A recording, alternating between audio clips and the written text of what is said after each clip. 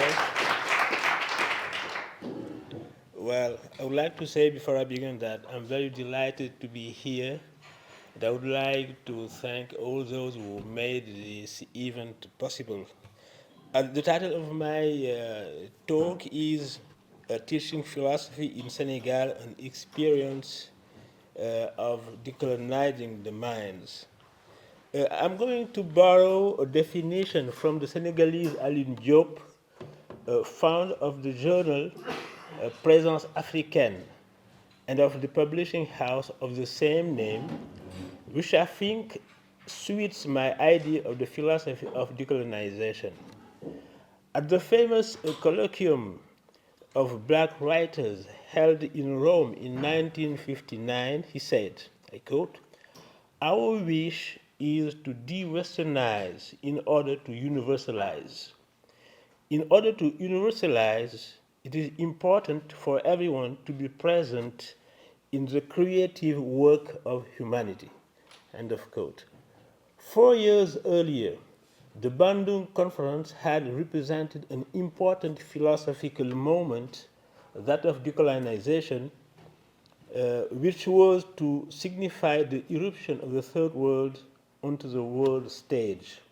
And for Alioune Diop, decolonization is a process of universalization, but only if this concept is understood as an inclusive process in which all cultures take part in the creative work of humanity.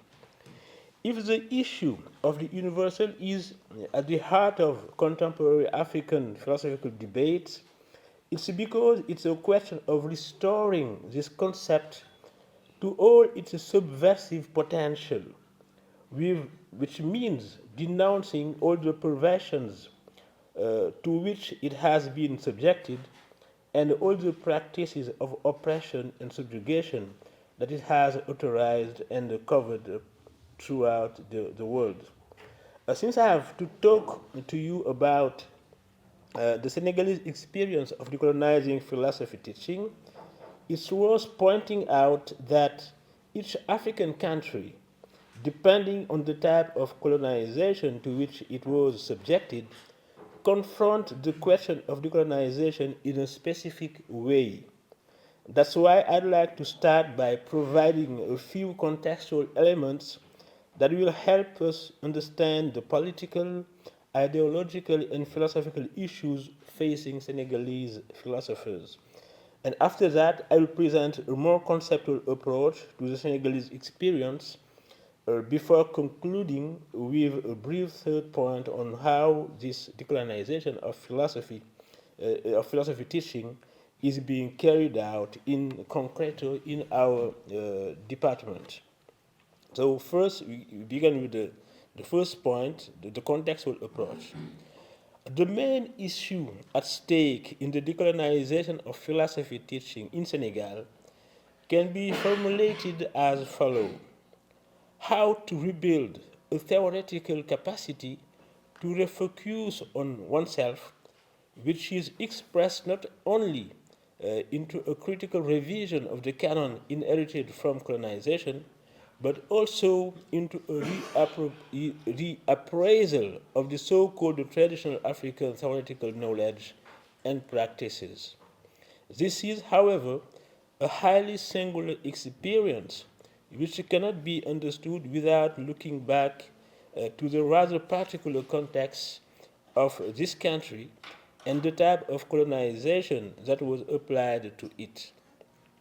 We'd like to take a quick look at this context so that we can understand what was at stake. From 1895 onwards, all the great resistance fighters who had violently opposed French colonization were eliminated, and the country officially became a French colony.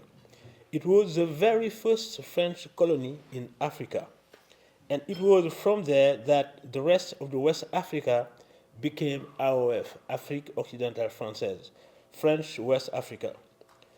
But by the 1816s, 1818s, France had already established four Senegalese cities, four Senegalese towns, Saint-Louis du Senegal, Dakar, Gorée, and Rufisque as full-fledged communes, becoming the four model communes of colonial assimilation whose inhabitants would be French citizens rather than simple subjects.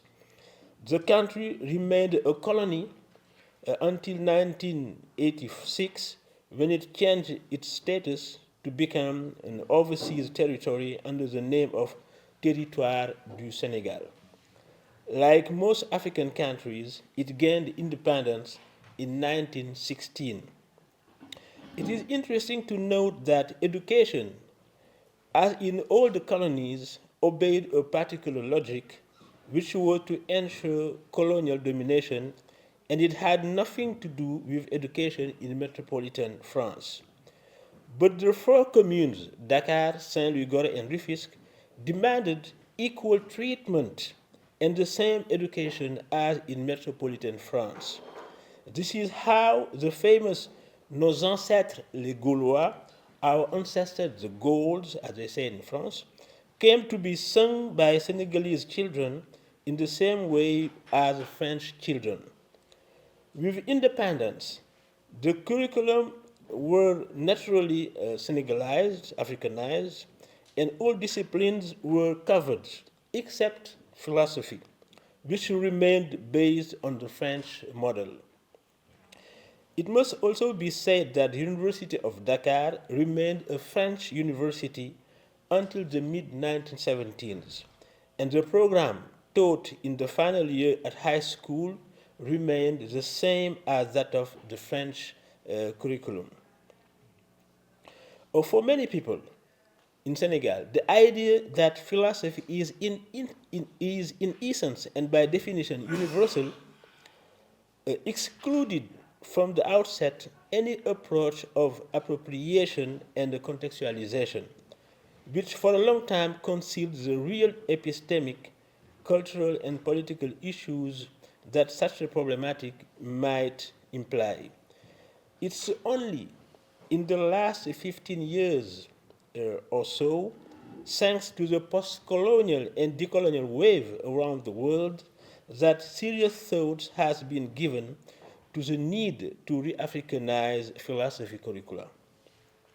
But it's not just the colonial heritage that has delayed this awareness of the need for an African-centered philosophy.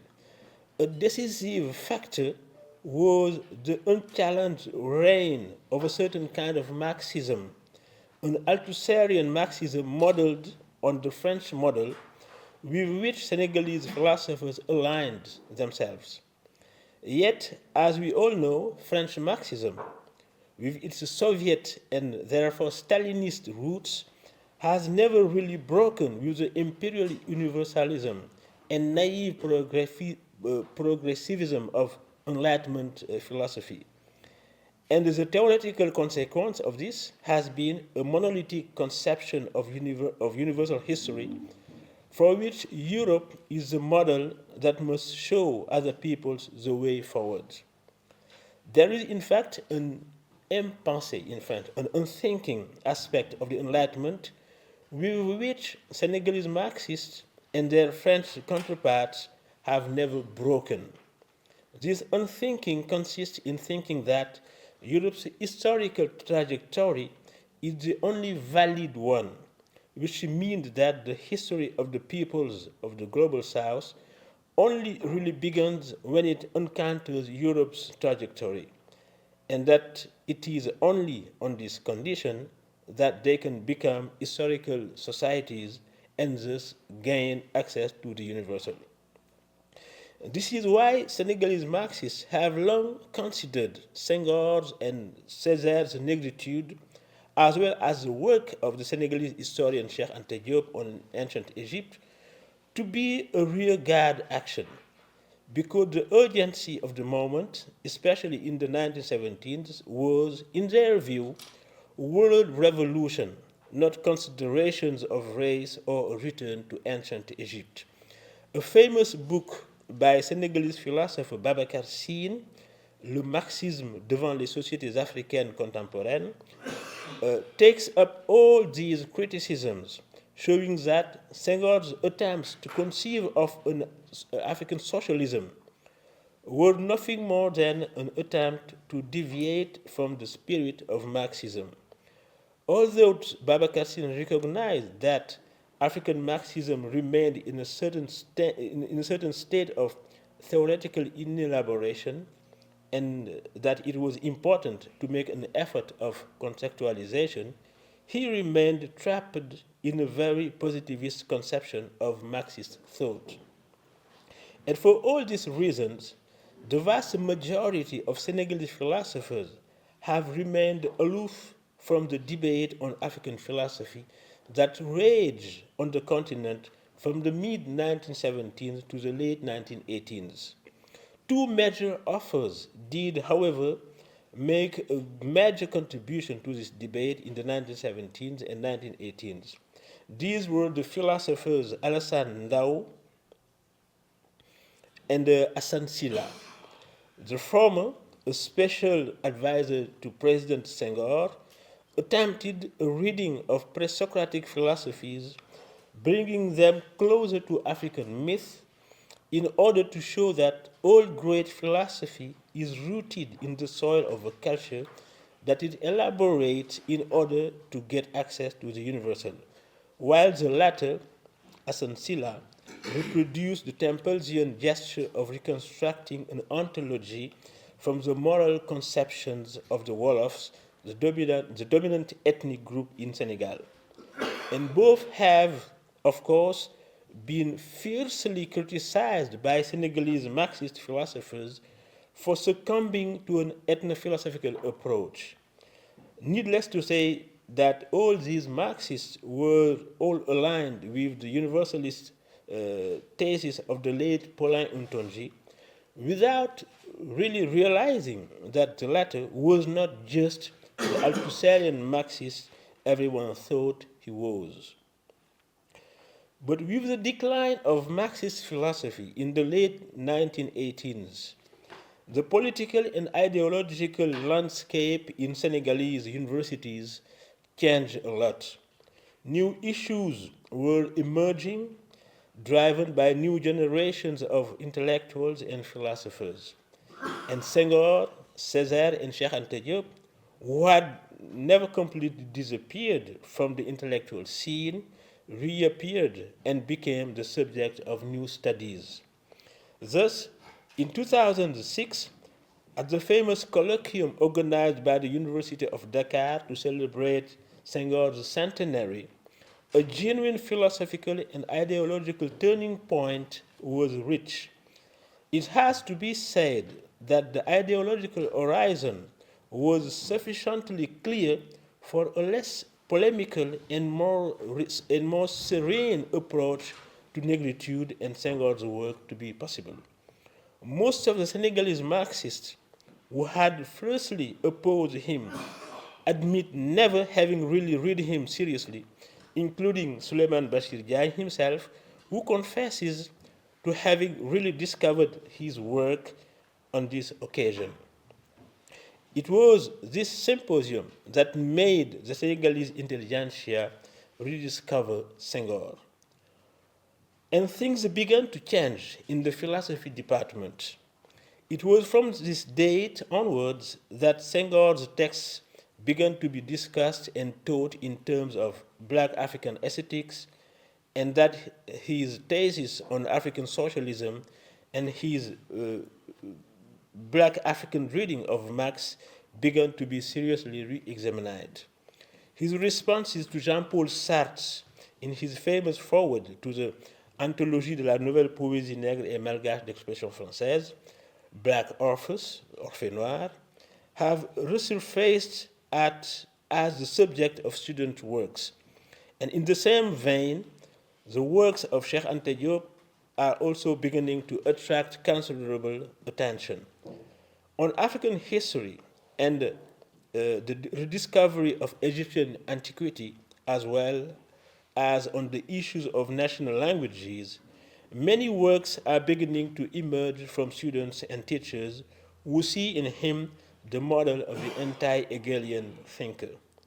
However, It was at the end of the 1918s that what was to become the post-colonial and decolonial turning point really began, with the departure of many Senegalese teachers to the United States.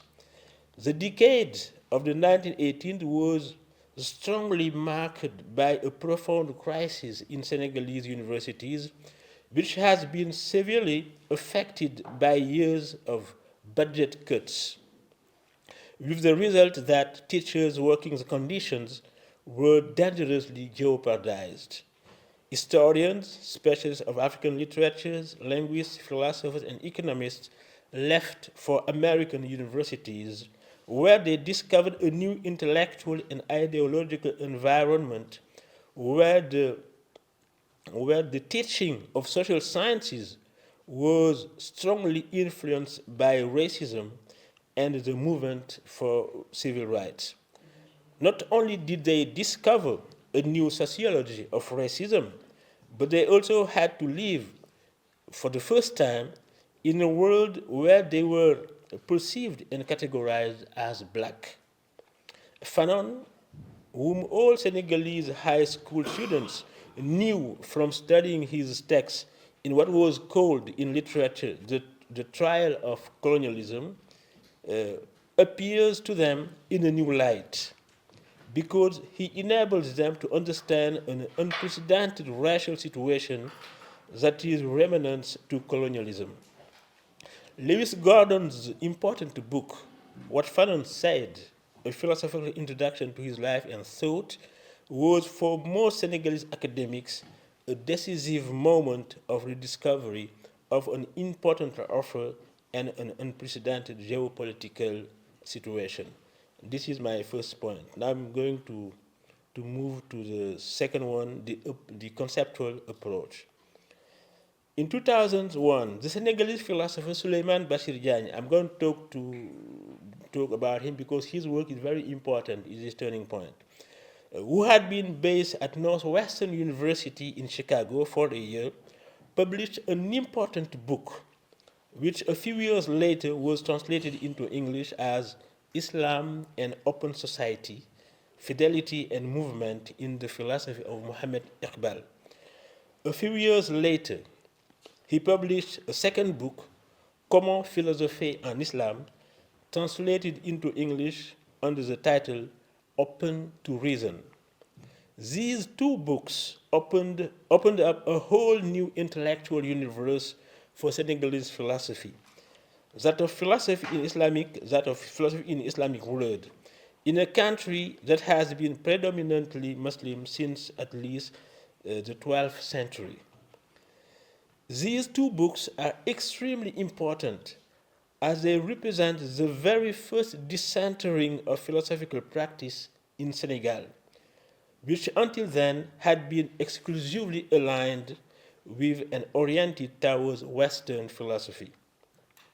Through his teaching in Senegal before his departure to the United States, Bachir, as we call him in Senegal, had already familiarized his students with the major issues of philosophy in Islam, and he had succeeded in forming an important group of scholars around his seminar, in which I myself defended my two doctoral theses. All this had an immense liberating effect because it enabled generations of students to discover another philosophical tradition to which West African Islam had been linked for centuries through intellectual centers such as Guinea and Tombouctou in Mali. Just 1 minute. Wow. All right, I'm going to go faster. The idea that there was another philosophical tradition that developed in Muslim Andalusia in Spain had succeeded not only in safeguarding the great heritage that Europe had lost at that time, but also in developing specific problematics was a refreshing and a stimulating idea for young scholars in search of new ways out of the grip of Western hegemonic domination. It will not be possible for me to tell you how all these was translated into our teachings. So I give you right now my conclusion.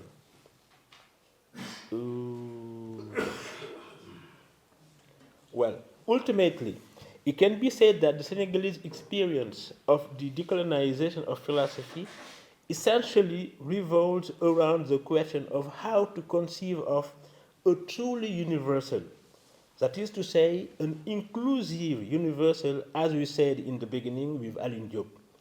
If the concept of the universal has become suspect, it is because it served as a justification for the colonial enterprise of domination of the people of the South, whose humanity was denied for centuries. And I think that calling for a truly universal is to call for all cultures to be recognized as diverse expressions of the unique human condition. Thank you for your attention.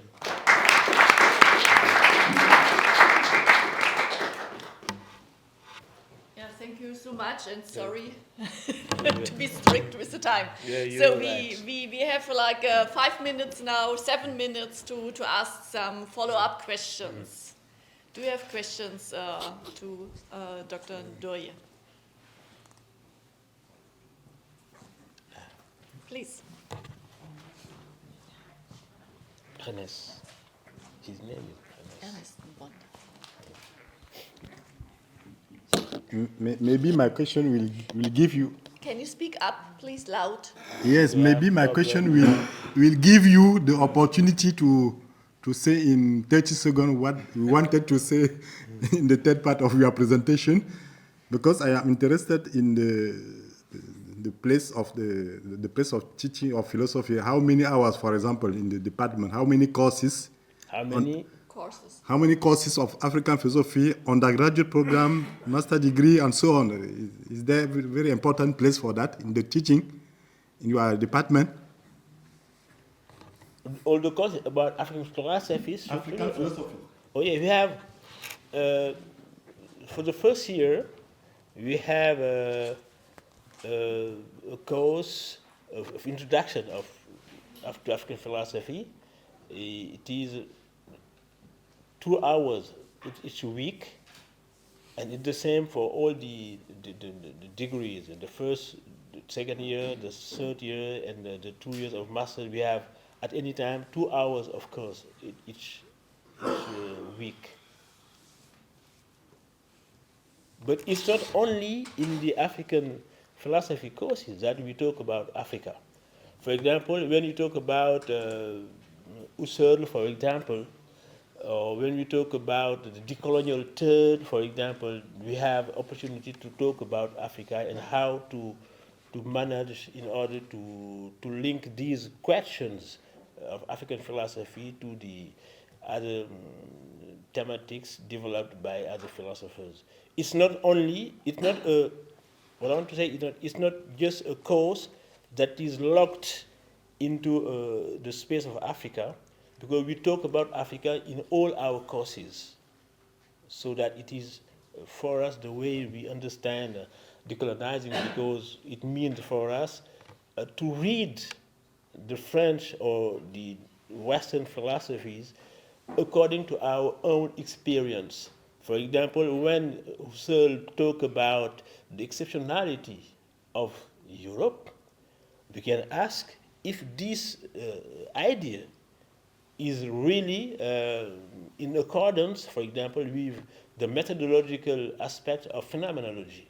Because in phenomenology, when you want to grasp, let's say, the ideas of sociality, you have to put into epoche, into brackets, all the cultures, because they are empirical realizations. And for that reason, there is no culture that could be understood as superior or inferior to another.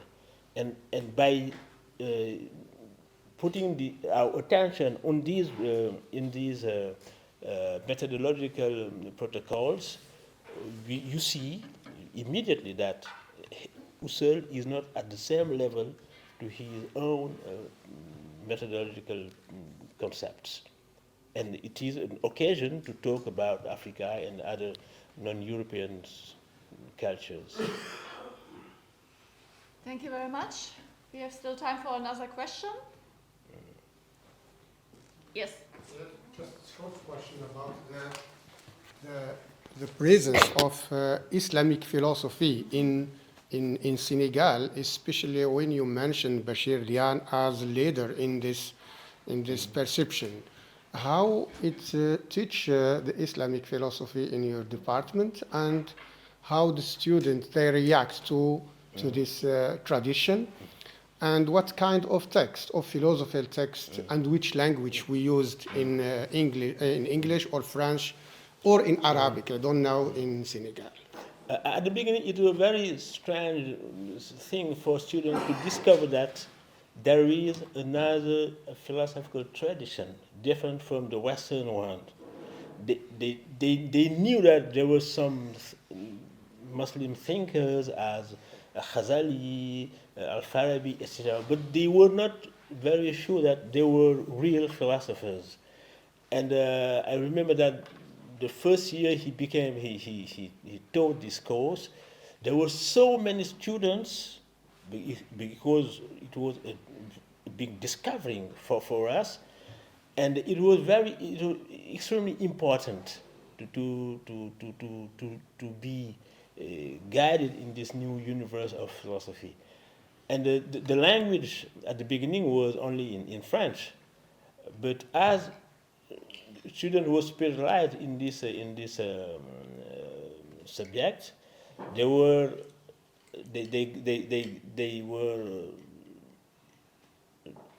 pushed by Bashir to go to learn Arabic and to learn English as well, because the most important books are published in English. Mohammed Iqbal, for example, who is very important for this thing, wrote his books in English and in Farsi, I think, in Farsi, in the Persian language. And the two main languages were Arabic and French. And English. Yeah, okay. There are not so much important books written in French, African philosophy, in Islamic philosophy. Yeah, thank you very much. Thank you for your input lecture.